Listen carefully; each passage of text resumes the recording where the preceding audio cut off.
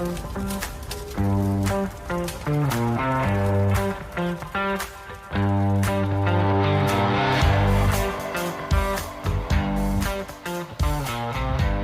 and welcome to Fire Headlines, where we cover the hottest topics in fire service news.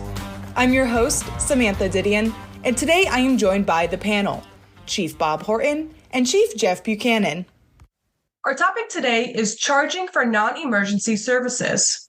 The village of Savoy in central Illinois is set to vote on a new ordinance that would allow the Savoy Fire Department to charge for non-emergency calls at assisted living facilities within the village. The non-emergency service would primarily be lift assistance, with the charge being anywhere from $300 to $400. Now, when I first saw the title of this article, I thought the concept of a fire department charging for any service was a little odd, but after reading the article, I see that other fire departments in the area already charge for services such as lift assistance. So, Bob, how does the decision to charge for non-emergency services benefit the community? Awesome. Thank you for the question, Samantha. It's good to be back around the table. Jeff, good to see you again as well. If I could, Samantha, what I'd like to do is I really want to start with the intuition around this policy and what kind of problem it's going to solve. And if you have permission to take us to class here, and I'm going to bring us back to Economics 101. Good with that? Yeah, let's do it. Okay. I want to constrain the conversation about non-emergency specifically to what we're talking about here. And this is care facilities and even specifically lift assists. So the role of the fire chief, among many things, but one of the really primary things a fire chief is trying to do is determine the allocation of scarce resources. Fire resources in economic terms are considered a common pool good or a common pool resources, which means it's non-exclusionary. We don't exclude people from calling for or activating our services, but it is exhaustive. So in economic terms, that's considered a common pool resources. Non-exclusionary is exhaustive. We could eventually run out of fire units to be able to manage calls. So thinking through that, understanding that, and we go into supply and demand, what we are trying to do in a common pool resource scenario is prevent demand from overrunning supply. We cannot have more calls than we have fire engines to be able to manage calls. Optimizing typical supply and demand, if we remember the laws of supply and demand, is speaking to markets, private markets, about how much quantity to produce something at what price and meeting an optimal equilibrium of charging the right price and producing the right quantity so that there's no waste. That's conventional. In this case, it's a little bit different. What we as a fire service are optimizing for is response time. That is a metric we use as risk. I don't agree with that, by the way. I want to put that out on the table. I do not think that is the appropriate metric, but by and large, and let's do an episode on that, spend a day talking about what's the appropriate metric to measure success of a fire service and how we're managing risk. But today, that's largely what's used as a metric for success as a fire chief is trying to optimize response time or response time standards, 90% of the time responding within these categories. So we're managing supply and demand to optimize for that response time. So what gets set up here is what's called a tragedy of the commons problem. Tragedy of the commons. Have you heard of this before? Maybe. If I have, it's been a while. What about you, Jeff? Yeah, I was all over this. I loved it. I knew where he was going. I was eating it the whole way. I'm in. The tragedy of the commons, Samantha, is generally articulated as a natural resource type problem. Imagine for a second, we are running a fishing business. We each have a fishing boat. There are only so many fish in the ocean. And if we fish beyond an allocated supply that we can extract from the ocean, we all get to catch the same amount of fish. But if I, in my selfish greed, decide to catch more fish than what my allocation or allotment is, we run the risk of running the ocean out of fish. So the fish in this situation is a common resource. And if I'm motivated by greed in the absence of appropriate regulation, we run the risk of depleting the entire fish supply. In this situation, so that's sort of an example of tragedy. There are others, but that's it. It's really well explained in natural resource environment, but here it applies as well. There's only so many fire units to manage a certain demand of calls, optimizing for response time, like we already talked about. So tragedy of the commons, just explained, is defined as an economic problem where an individual consumes a resource at the expense of society. The cost on society here is that engine or response unit going to an assisted living facility to do assisted living work, and now they're not available to respond to other calls, which is impacting response time, the objective, and it's creating opportunity costs. What else could that engine be doing but for the fact that they're assigned to that call? So this is really how we're examining this, like through an economic lens. That cost, the society bears a cost by having less fire engines and or emergency resources and a longer response time. I know it sounds a little bit complex, but this is what is actually happening across our system. That cost to society is called an externality. So to summarize, only so many response resources. We have a fixed supply. To manage calls for service, which is an uncertain demand. We don't know what the demand is going to be. So we try to optimize based on predictions of what we think our demand is going to be. And we're optimizing for response time. So the solution from a public policy perspective when externalities like this occur is to impose a private cost to the source of the problem, such as a tax, a fee, a fine, etc. The fine in this case, as you pointed out in the intro, is to disincentivize the behavior and reduce the demand. Does that make sense? Oh, yeah, I'm following you now. So the reason why this in particular is generating a lot of frustration in emergency response systems is that these facilities, assisted living, care facilities, nursing homes, etc., are supposed to be able to care for patients even when they fall. For a variety of reasons, and I'm going to let Jeff explain what some of those are, these facilities call EMS when somebody falls to pick them back up. So thus EMS, the system, fire departments and EMS, the system is subsidizing their staff for services that the facility is charging the patient to provide. You pay a fee to be in these facilities for a service, and they're not providing that service to you. Instead, they're calling the fire department to subsidize their services. And then this is also largely seen as a service outside what the fire department is there to provide. It's outside the mission. I mean, we don't go just pick people up as part of a service package that we provide. Now in there, right now, there's some, you could argue, well, a fall is a medical situation that bears assessment, and we can get into a little bit of that. But the assumption here and what policy problem they're trying to solve is this is a service that care facility should be providing. They're calling us out, and Jeff and I have been on plenty of these calls, so we feel the pain that they're going through. Simply was, we know they're not hurt. We just don't want to lift them ourselves for a variety of reasons. We want you to do it. And then off we go back into the system, and that just becomes the norm. Fire service is trying to build a system around responding and managing emergencies. So that was a long way to explain what's going on here. This community is trying to resolve this problem, this tragedy of the commons problem, by imposing a fine or a fee or a disincentive to these care facilities, reducing the demand, preventing them from calling us in the first place. This particular agency is articulating the workload on their fire crews. They're doing paid on call to respond to these. So they're bringing people from home, paid on call, paying them specifically for that response, versus units are standing by for calls, which difference from the purpose of how they're articulating the need for the fine, not different in the economic situation that I tried to paint out here. So the question really becomes will it work? Is this going to work to prevent the unnecessary calls on EMS for lift assists in care facilities where they're supposed to? And the short answer of it is maybe. It depends.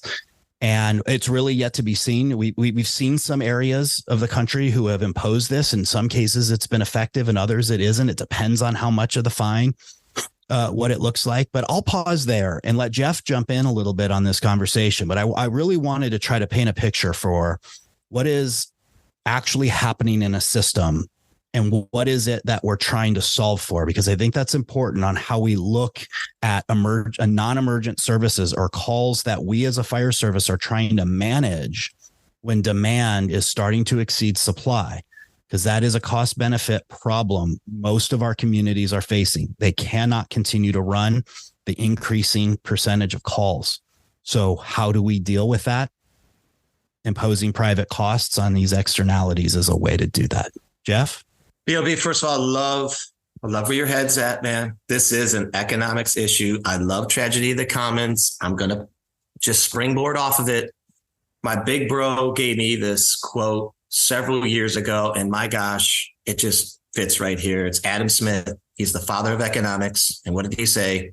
It's not out of benevolence that we can expect the brewer, the butcher, and the baker to bring us our dinner, but out of their own self-interest, right? They get paid. They get paid. Well, in this particular case, you bring the Tragedy of the Commons, you talk about this common resource, boom to the how, you are all over it. Because when we go back to those care centers, they got staffing problems too. And there's probably only one person on at midnight, and she or he may not be fit. And they know that they can call 911 and they don't have to get into the game at all. They can augment their own work lives by using the 911 system. It's an economics problem. They're looking at their own self-interest. You are so spot on. And what I love about this particular case is, yes, we're talking about economics here.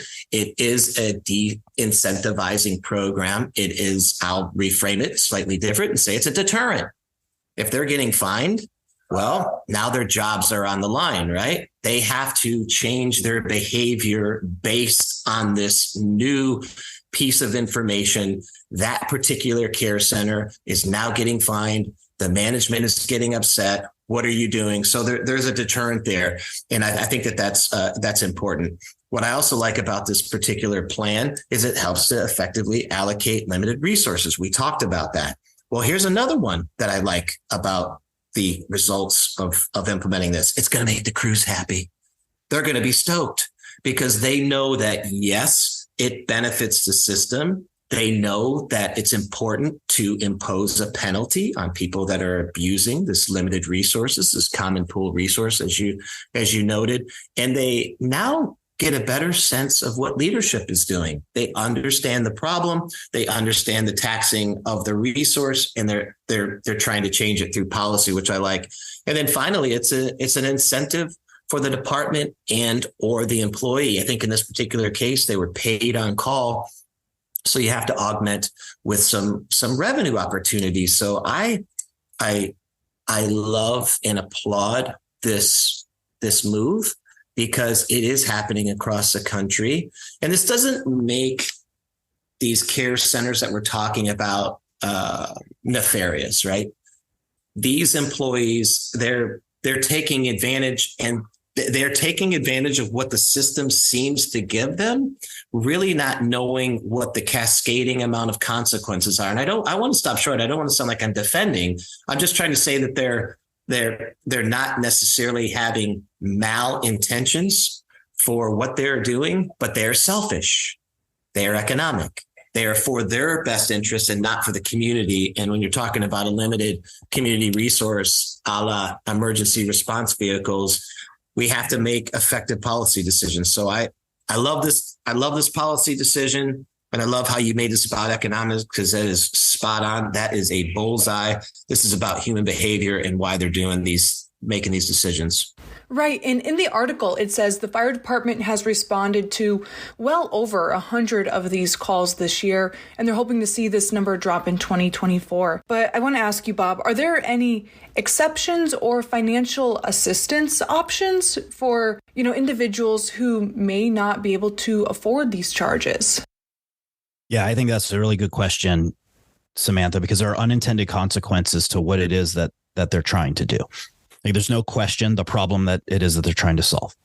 And, I posed it, will it work? And I gave the very ambiguous, maybe it might work, because here are some of the counters. Here are some of the challenges. Number one, you're disincentivizing someone's utilization of 911 to report a potentially perceived emergency. We are assuming they know it's not an emergency, and they're using us to supplement their staff and subsidize their staff.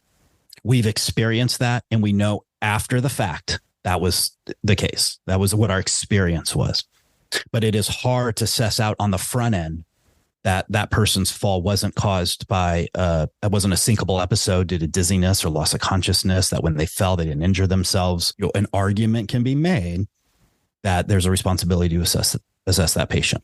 I would argue on the fire department side, you have staff capable of conducting that level of assessment, right? But that's where it starts to get a little sticky. Number two question on the cost issue is who actually bears that cost? So the fire department's intent, I assume here, and I've seen it in other communities, it's done in several throughout Oregon. I can talk about a policy response that occurred, at least from what I'm familiar with in Oregon. The intent is to find the facility for increasing demand on the fire department unnecessarily. But I don't know that prohibits the facility from passing the cost to the patient. So now the cost goes from facility, and they're proposing to charge $300 to $400. I don't know where they came up with that number. I don't know if there was any math that went into the determination of that based on cost of the service or what have you. But let's accept for a second, $300 to $400 fine assessed to the facility. The facility just tacks that on to the patient. Money goes to the patient who may or may not be able to afford that. Patient didn't call for themselves. They're paying for a facility to provide them a service. So I would argue that's a bad downstream approach to it, but I don't know that these types of ordinances or policies prohibit a facility from passing that cost around. That concerns me, and why I'd be hesitant to try to apply something like this.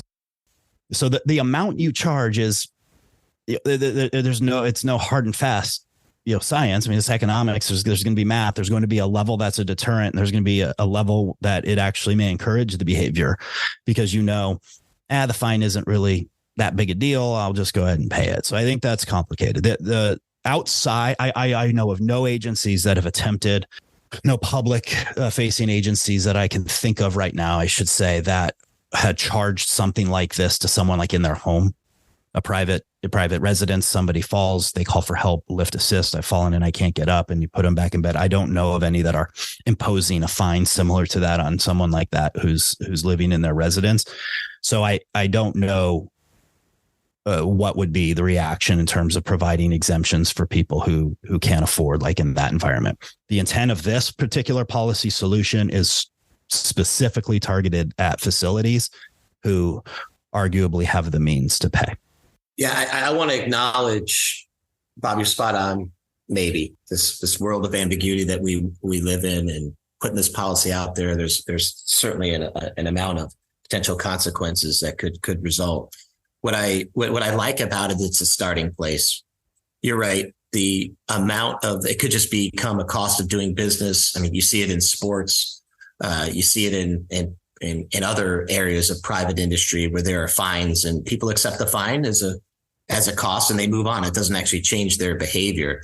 What I like about this is it's a starting point. And what I mean by that is, let's just say, for instance, that you put this policy in place and it's $300 or $400, and you notice that it doesn't decrease the amount of responses. It stays the same or increases. Well, that's where you can add on to the policy. And this is where I think it's so important for organizations to use data intelligently and make their next move based on that information coming in. For example, if they did see that, well, then they could impose, well, if you get 3 or 4 or 5 of these in any number of time, then you start to constrain the organization, and then it becomes a financial penalty versus, well, now you might lose your ability to do business in the city of X, or you might have this other penalty that goes along with it. So I think that what it provides for a community and or a fire agency and or a city, however it is kind of broken down, is the ability to, it's an entry place into the deterrent market, so to speak, where hopefully they put the fine out there in the fee as we described it, and it works. It deters the behavior from happening. But if it doesn't, you can impose, we could look at this as foreign relations to some extent. You can impose additional sanctions in order to get the behavior and the adjustment that you're looking for. So I do see all those things that you're mentioning, and certainly we have to be cognizant of those consequences. But I think those are also opportunities for the fire agency in this case to pivot, or the community to pivot and add additional restrictions, so to speak, in order to make it a really, really impactful policy. Yeah, I just wanted to point out there some organizations in Oregon had approached the fee for service, and the reaction was met with great resistance by the Oregon Healthcare Association. So it's a state association, represents these healthcare facilities, and they were quite powerful in being able to lobby at the legislature and pass a bill that essentially put a hold on fire departments and cities and other community fire districts, municipalities from being able to impose fines and fees like this in state law. Now, it was a period that called for a task force to study the problem and prohibited organizations from imposing fines or fees like this until 2027. So I would encourage those that are considering, action like this, that, that was obviously a very harsh legislative approach that essentially removed this economic tool to solve a tragedy of the commons problem away from communities, because they do need to solve this issue, or we have a demand that exceeds supply, and then it imposes a great social risk to society. I think that case is compelling when you look at the evidence and the data. For fire chiefs who are considering this, if you run a fire department that runs EMS calls, you are having this problem. Again, if you have care facilities in your community, and if you're not, please share with us at fireheadlines@wfca.com what you are doing to help prevent it. But I would say a gross majority of our fire chiefs are having this issue. My advice to you is this: one, be very transparent with the leadership of those care facilities about the problem, because in my experience, a lot of times they don't know. The leadership does not know the problem it's stewing with you every day. Your crews are burned out. They're having conflict at the nurse to paramedic or EMT level in these calls, but it's not rising up to an issue that leadership is aware about. I encourage you to bring them to the table. I'm a huge fan of collaborating at every moment, being transparent about the problem. And I would make that problem transparent to your community and utilize the community's awareness to what's happening, because that's the commons is for all of us. Maybe you don't want to do economics 101. Got it. But the system is being adversely impacted, and I would utilize help with awareness, transparency, and information before you go into a hard-hitting policy solution like this. Because if you don't, my opinion, like this is sort of like Bob's lobbying insight on this particular problem, is like, if you don't, the healthcare association or whatever represents these groups can make a compelling argument about the unwillingness of providing service to people who are having emergencies, and it becomes about who controls the narrative. So it's complex. That's the point. I'm not suggesting fire departments should not impose this kind of a private cost to reach a socially optimal resource demand. I think you should give that consideration, but there's a lot to give thought to as you're navigating a problem like this. And I would start by meeting with their leadership and explaining the problem. Thank you, Chiefs, for joining us today, and thank you to our listeners for tuning in. A link to the article we discussed can be found in the show notes. If you haven't already, be sure to subscribe. And if you have a question for the panel, please reach out to us at fireheadlines@wfca.com and let us know what's on your mind. Enjoy a happy Veterans Day, and we'll see you back here next week for more Fire Headlines.